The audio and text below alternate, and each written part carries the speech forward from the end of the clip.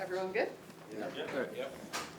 Well, congratulations. Just what was it like, actually signing the contract and everything? What was going through your head during that? It's a.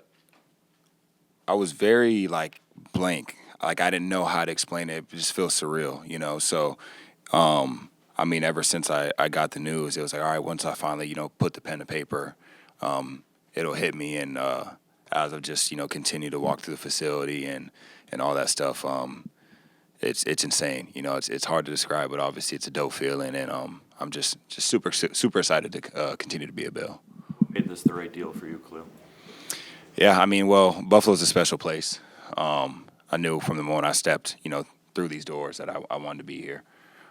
So obviously, putting the trust in my agents to, work something out, and it was a few weeks and stuff like that of just fluid communication, and eventually, we felt like things were fair. So, yeah, I'm just super excited. What was the timeline? Did it start right after the season ended for you guys, or did you have an idea this was in the works? Yeah, not too long after. Like I said, I made sure to express to my agents that I wanted to be a Bill. So obviously playing with 17 and there's nothing like putting that Bills jersey on and going out there, and Bills Mafia. There's nothing like it. So I'm just super grateful. He's not very Go ahead.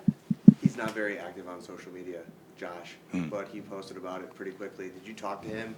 What was his reaction when you talked to him and signed the deal? Yeah, he called me like not too long after it was put out there, and obviously he was just super excited, and I'm super thankful for him, and made sure that I just let him know that I wouldn't be where I'm at without him, and him putting his trust in me, and just our communication with each other. I mentioned this earlier. Just my success so far has been from him. So for him to be able to trust me and to be out there and play with him, I truly believe he's the best athlete I've ever been around. So I'm grateful to continue to play with him. To get this done this early in the offseason, the first member of your draft class to kind of get this extension, like what is that like to now know this is out of the way, done, and just go along with your offseason?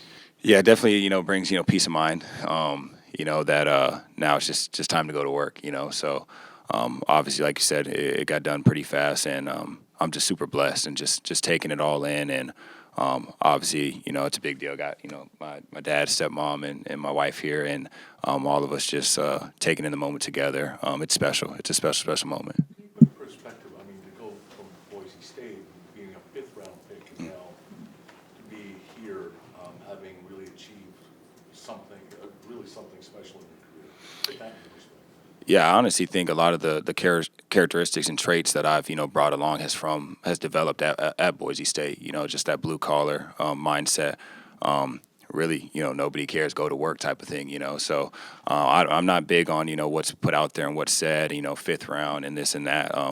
It doesn't bug me too much. I could care less what's out there about me. I know myself, and I know the work that was put in to get here, and the work that's going to continue to be put in to get to retire limits as well. So, yeah, I've never viewed myself as the fifth rounder or anything like that.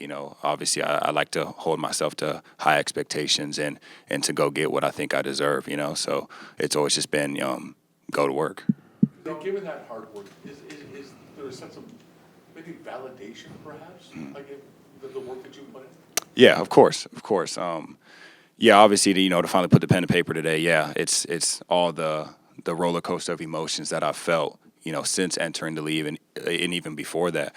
Football is a mental game. As long as you can keep your head straight, you'll be all right. But it's easier said than done. So to be able to finally, like I said, put the pen to paper, it's exciting.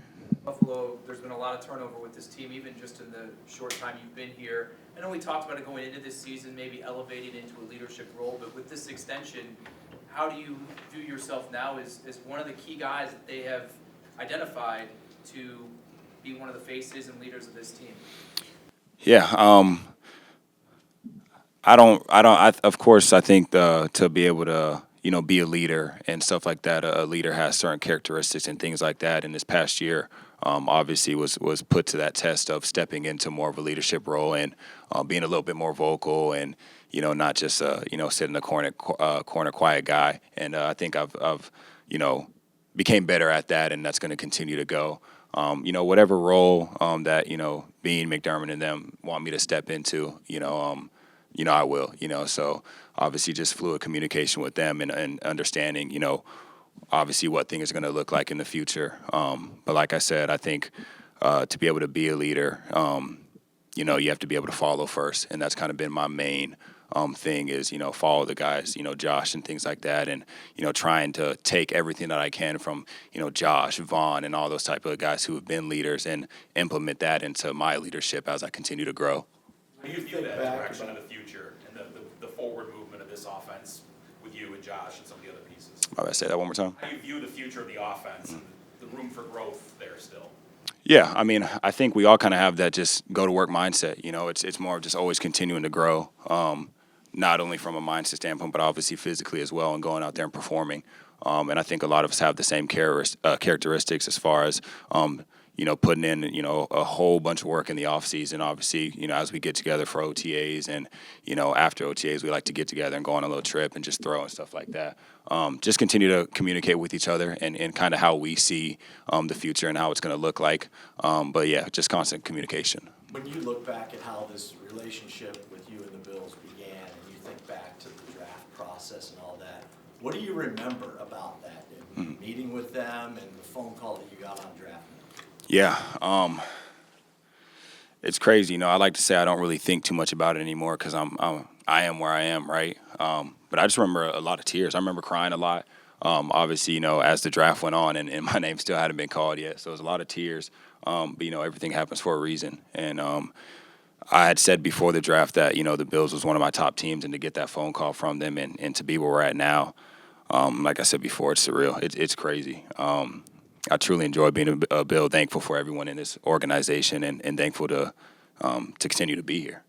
We talked to Brandon about an hour after y'all agreed to terms last week, and he was saying we're going to count on Khalil even more moving forward. What's that like as a motivating factor to hear that from your GM?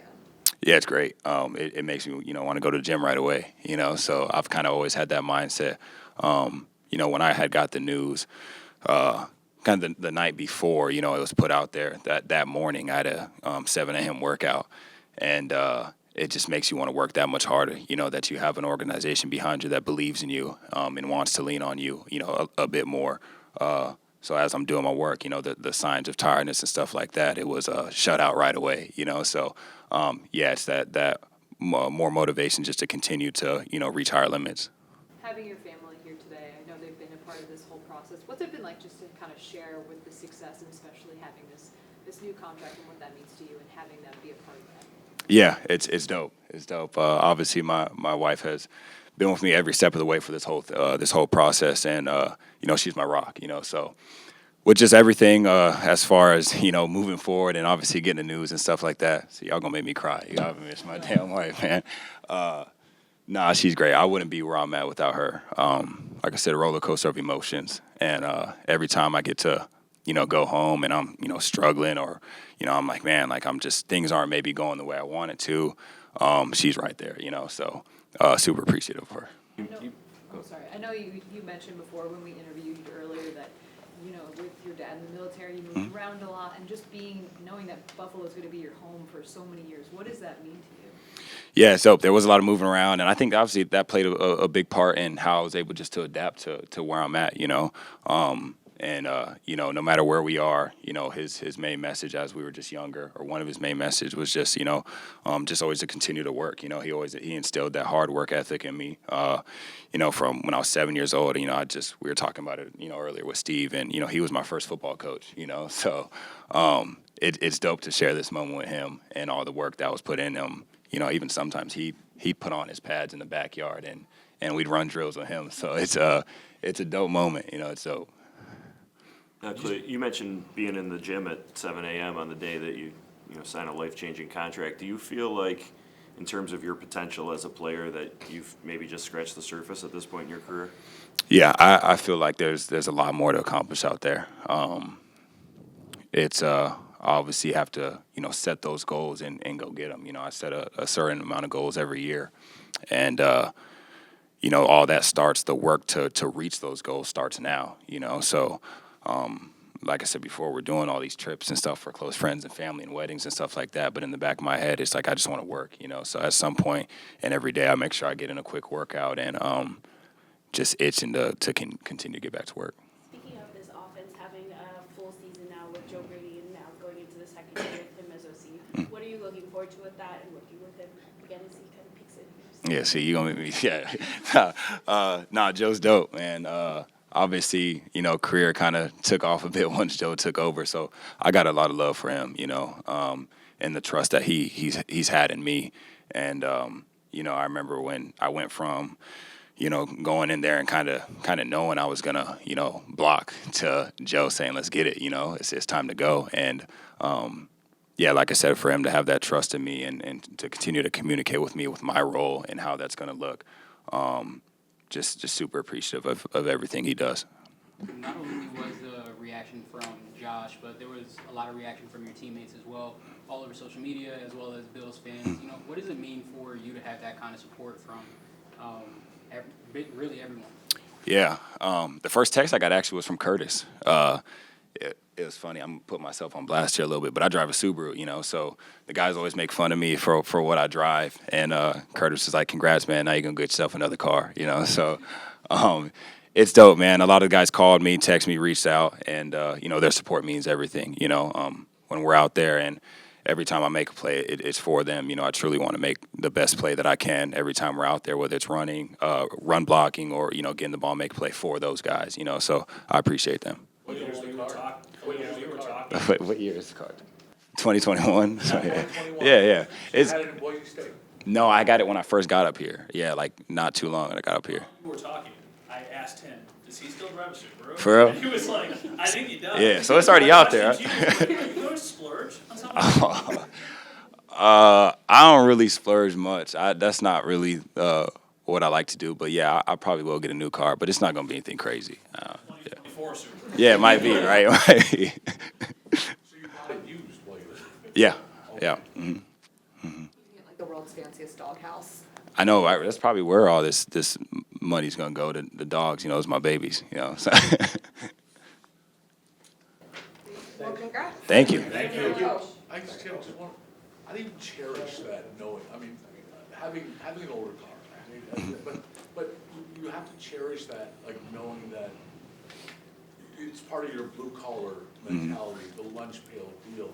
I mean, maybe you don't want to get rid of it, but how do you cherish that knowing that was here when you got here? Yeah, I know it's tough. I actually don't think I want to get rid of it. Maybe just drive something else in here every now and then just so Curtis sees and he doesn't make any more jokes, you know? But yeah, we'll see. Yeah, it's definitely, you know, I feel some sort of way towards it. You know, it's got the tinted windows, just a normal white Subaru with tinted windows, and I think it looks pretty crazy, but I love it. So we'll see. Good. Yeah.